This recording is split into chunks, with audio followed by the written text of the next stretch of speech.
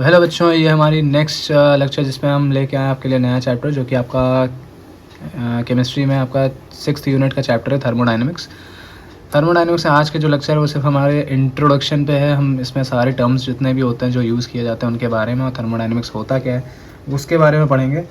ठीक है, तो जैसा कि थर्मोडाइनमिक्स का मतलब क्या है, पहली बात तो वर्ड से आप समझेंगे कि थर्मोडाइनमिक्स को अगर ब्रेक करेंगे तो थर्मो और डायनेमिक्स दो वर्ड यहाँ पे आपके आते हैं।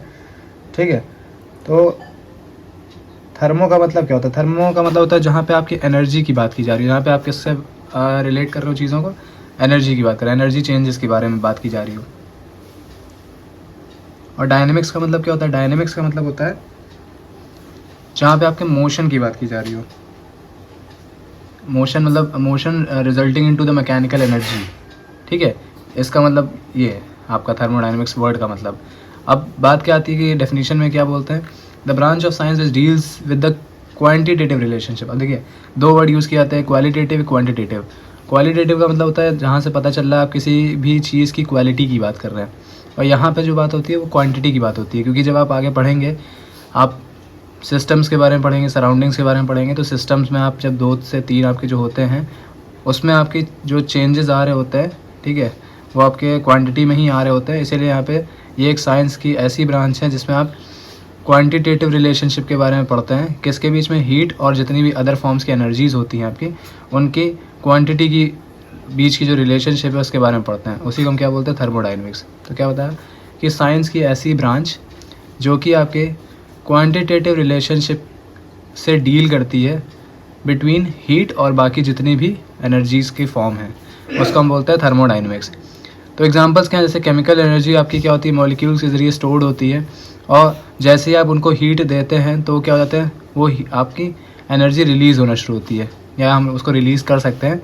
ठीक है, जैसे आपका हीट क्या है? During chemical reaction. जैसे ही आप केमिकल रिएक्शन कोई करते हैं तो जो भी मॉलिक्यूल के अंदर एनर्जी स्टोर्ड होती है वो क्या होती है? आपकी रिलीज़ होना शुरू होती है। अब जैसे क्या है, जब फ्यूल आपके जैसे मीथेन हो गया, कुकिंग गैस हो गया, कोल, ये क्या होते हैं? आपके एयर में बर्न होते हैं। तो जब उनको बर्न किया जाता है तो क्या होती है? वहाँ से हीट रिलीज़ होती है। तो एक ये तरीका होता है आपका। जैसे और क्या है? Chemical energy use to do mechanical work. अब कुछ केमिकल एनर्जी का यूज़ करके हम मैकेनिकल वर्क भी कर पाते हैं। ठीक है, जैसे इंजन में होता है आपका पिस्टन यूज़ किया जाता है।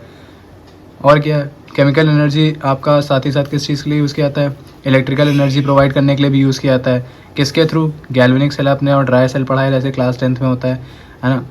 तो वहाँ पे हम क्या करते हैं? केमिकल जो इलेक्ट्रोलाइट्स हमारे होते हैं उनकी मदद से क्या करते हैं? हम केमिकल रिएक्शंस करके हम उसको वहाँ पे इलेक्ट्रिकल एनर्जी में चेंज करते हैं। तो यही सब आप क्या करते हैं?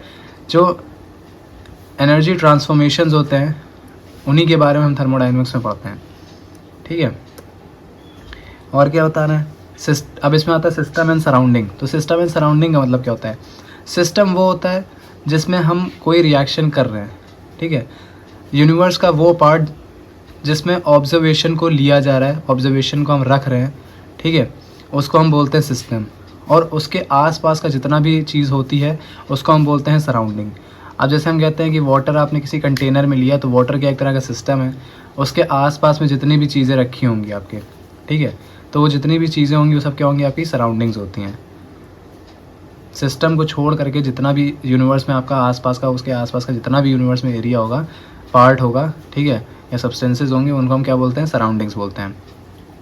और सिस्टम और सराउंडिंग्स ही मिल करके आपका यूनिवर्स बनाते हैं। जब सिस्टम और सराउंडिंग्स को आप एक साथ लेते हैं तो यूनिवर्स बनाते हैं। तो इसका मतलब क्या है? Universe is equals to system plus surroundings.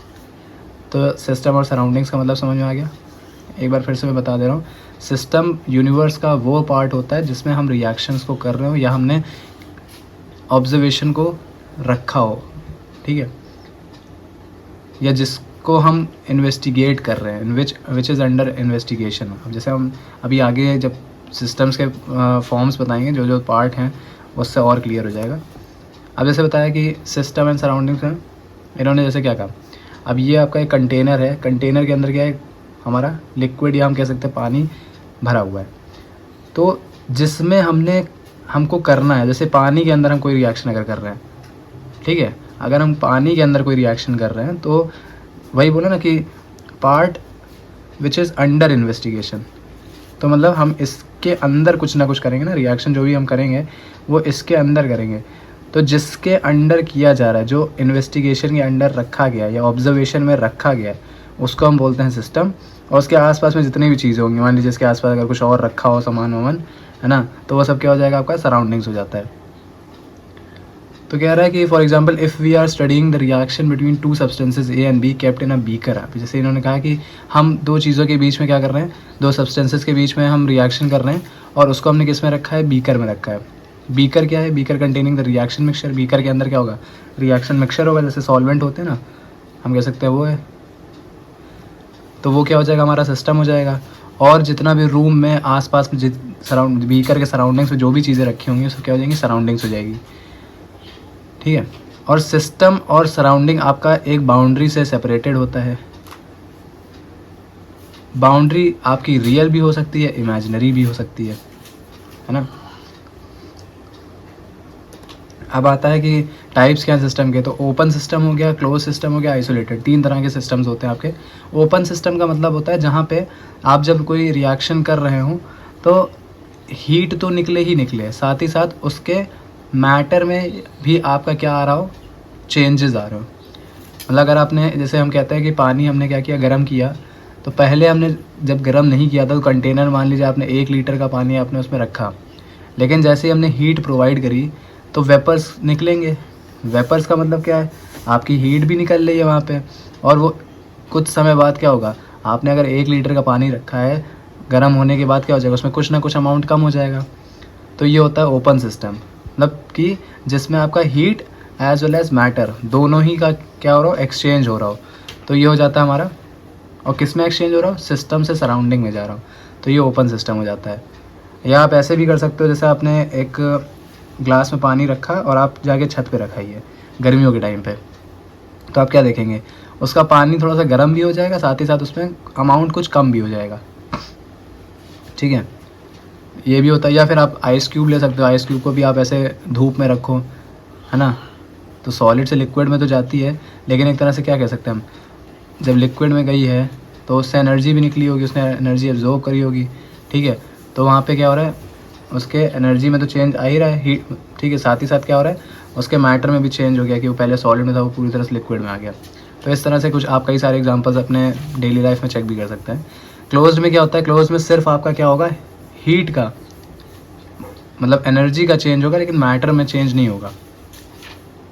ठीक है, जहाँ पे सिर्फ आपका एनर्जी में चेंजेस हो रहे हो बट मैटर का चेंज ना हो रहा हो आपका सराउंडिंग्स के साथ, तो ऐसे हम सिस्टम को क्लोज सिस्टम बोलते हैं।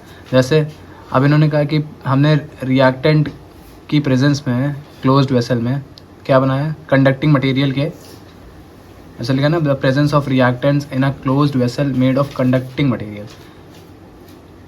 मतलब कि क्लोज्ड वेसल में एक रिएक्टेंट की प्रेजेंस है, और वो क्लोज्ड वेसल हमारा बना किसका है, कंडक्टिंग मटेरियल का बना हुआ है। मतलब वहाँ पे क्या हो रहा हो, आपका सिर्फ हीट या एनर्जी जो है आपकी, वो सराउंडिंग्स के साथ क्या हो रही हो, एक्सचेंज हो रही हो। सिस्टम और सराउंडिंग्स के बीच में सिर्फ आपकी एनर्जी का एक्सचेंज हो रहा हो, मैटर का चेंज ना हो रहा हो।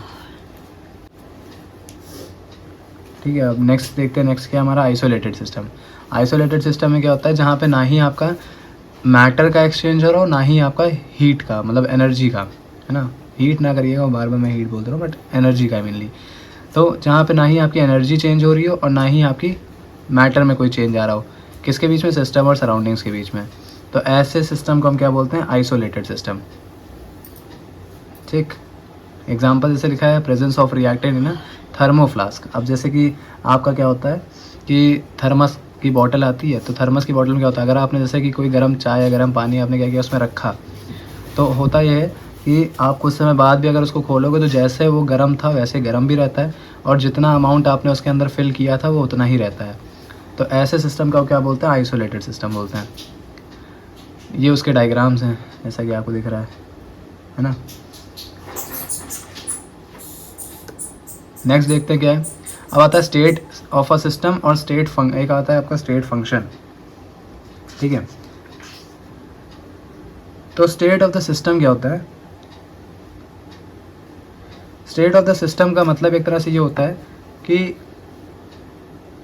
The state of a system means the condition of the system. एक तरह से आप कह सकते हो कि सिस्टम की कंडीशन क्या है, जो कि आप कुछ टर्म्स में उसको डिस्क्राइब कर पा रहे हो। अब जैसे कि आप लेते हो प्रेशर, टेम्परेचर, वॉल्यूम, ये 3 चीज़ें होती हैं, है ना।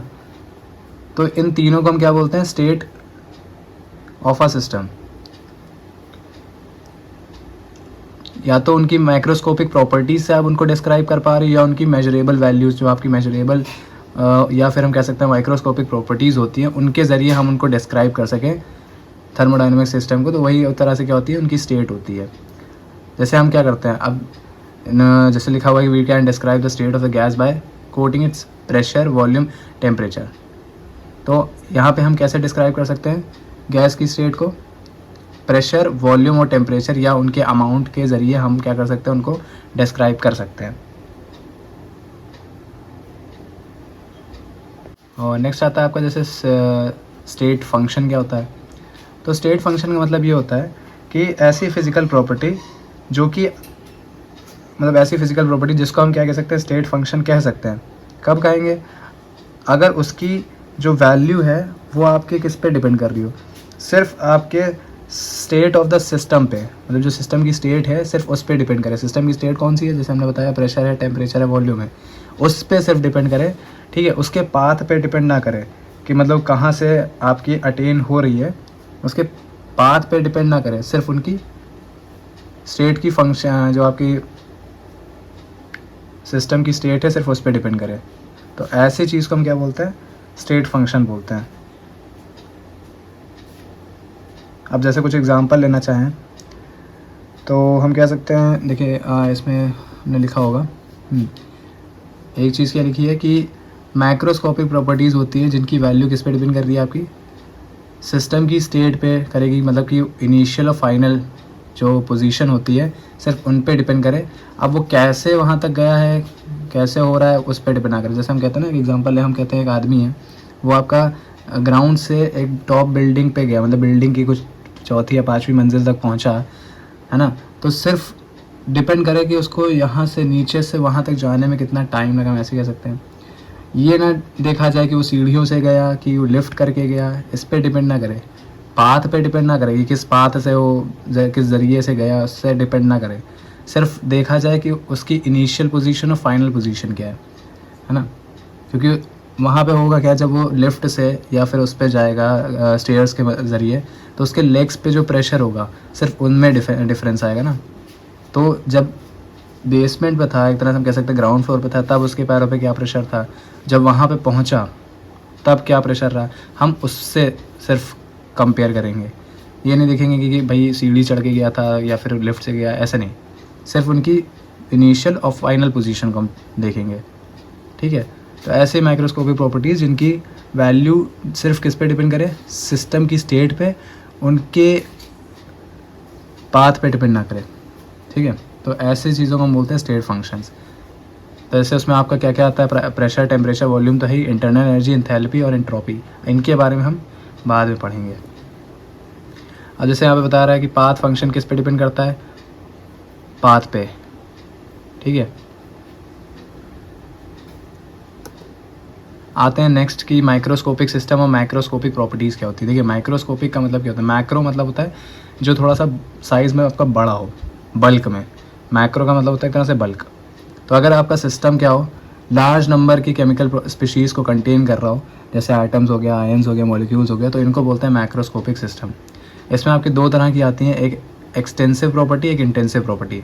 एक्सटेंसिव प्रॉपर्टी का मतलब होता है वो प्रॉपर्टी जो किस पे डिपेंड कर रही है, आपकी मैटर की क्वांटिटी पे, कि सिस्टम में कितना मैटर कंटेन किया गया है, सिस्टम में कितना मैटर रखा गया है, उसकी क्वांटिटी पे डिपेंड करे। तो ऐसे चीज़ों को हम क्या बोलते हैं, ऐसे प्रॉपर्टीज़ को हम बोलते हैं एक्सटेंसिव प्रॉपर्टी, जैसे मास, वॉल्यूम, हीट कैपेसिटी, ठीक है। ये इसके एग्जांपल्स हैं। इंटेंसिव का मतलब क्या है, अब देखिए यहाँ पे ऊपर क्या बात करी थी हमने, क्वांटिटी की बात करी थी, कितना मैटर आपका कंटेन किया जा रहा है सिस्टम में। तो इंटेंसिव में क्या होता है, वो प्रॉपर्टी जो किस पे डिपेंड करे, आपके सब्सटेंस के नेचर पे, कि उसका नेचर कैसा है। जैसे हम फिजिकल प्रॉपर्टीज़ में पढ़ते हैं ना, उसका नेचर कैसा है, तो आपके सब्सटेंस के नेचर पे डिपेंड करता है ये प्रॉपर्टी, और क्वांटिटी से डिपेंड नहीं करता है कि कितनी क्वांटिटी ले रहे हैं, हम सिर्फ नेचर देखेंगे उसका। तो तो ऐसी प्रॉपर्टीज़ हमारी क्या होती है, इंटेंसिव प्रॉपर्टी होती हैं। कुछ एग्जांपल्स हैं आपके, जैसे टेम्परेचर है, प्रेशर है, रिफ्रैक्टिव इंडेक्स है, विस्कोसिटी, डेंसिटी और भी कई सारी चीज़ें हैं, ठीक है। तो ये प्रॉपर्टी आपकी क्या हो जाती है, इंटेंसिव प्रॉपर्टी होती है। देन उसके बाद आते हैं थर्मोडायनेमिक इक्विलिब्रियम क्या है। हमारा सिस्टम थर्मोडायनेमिक इक्विलिब्रियम तभी कहलाएगा अगर उसकी मैक्रोस्कोपिक प्रॉपर्टीज़ जैसे कि टेम्परेचर, प्रेशर, ये टाइम के साथ चेंज ना हो। जैसे टाइम चेंज होता जाए तो उनके टेम्परेचर और प्रेशर और वॉल्यूम इन सब में चेंजेस ना आए, तब हम उसको क्या बोलेंगे, थर्मोडायनेमिक इक्विलिब्रियम बोलेंगे। उसके बाद है आपका थर्मोडायनेमिक प्रोसेस क्या है। थर्मोडायनेमिक प्रोसेस एक तरह से हम कह सकते हैं कि ये तब होता है जब आपके सिस्टम जो होते हैं एक स्टेट से दूसरे स्टेट में चेंज होते हैं, मतलब इनिशियल से फाइनल पोजीशन पे जब पहुंचते हैं, ठीक है, तब उस प्रोसेस को हम क्या कहेंगे, थर्मोडायनेमिक प्रोसेस कहेंगे। From one state to another लिखा है, मतलब कि इनिशियल से फाइनल स्टेट में जब आपके सिस्टम में चेंज आ रहा होगा तब हम क्या बोलेंगे, थर्मोडायनेमिक प्रोसेस बोलेंगे। उसमें आपका आइसोथर्मल आता है, एडियाबैटिक आता है, आइसोकोरिक आता है, आइसोबेरिक आता है, 4 तरह के आते हैं प्रोसेस। आइसोथर्मल का मतलब ही समझ में आ रहा है कि आपके टेम्परेचर में कुछ आपका चेंज होगा या तो कांस्टेंट होगा। तो क्या बोल रहे हैं, जब आपका प्रोसेस हो रहा हो, ठीक है, इस तरह से कि आपका टेम्परेचर रहे पूरे प्रोसेस में कांस्टेंट बना रहे, आप जो भी प्रोसेस कर रहे हैं उस पूरे प्रोसेस में आपके टेम्परेचर में कोई भी चेंज ना है, टेम्परेचर आपका कांस्टेंट रहेगा, जो भी चेंज आएगा वो आपका प्रेशर वॉल्यूम में रहेगा। तो ऐसे प्रोसेस को हम क्या बोलते हैं, आइसोथर्मल। एडियाबैटिक प्रोसेस क्या होता है, जब आपका प्रोसेस हो रहा हो, ठीक है, तो वहाँ पे क्या हो रहा है, एडियाबैटिक का मतलब हो जाता है हीट से रिलेटेड। तो पूरे प्रोसेस में हीट क्या हो रहा होगा, आपका सिस्टम से सराउंडिंग में जा रहा होगा, सराउंडिंग से सिस्टम में जा रहा होगा, ये पूरा प्रोसेस आपका चलता रहता है। तब वो सिस्टम क्या होता है, आपका कम्प्लीटली इंसुलेटेड होता है सराउंडिंग से।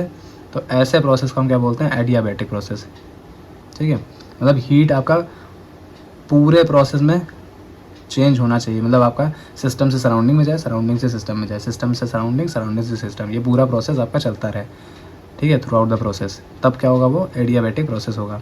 आइसोकोरिक प्रोसेस क्या होता है, आइसोकोरिक का मतलब होता है कि आपका प्रोसेस के दौरान जो भी आप प्रोसेस चल रहा होगा तो उसके टाइम पे आपका वॉल्यूम जो रहेगा वो कांस्टेंट रहेगा, प्रेशर और टेम्परेचर में चेंजेस आएंगे।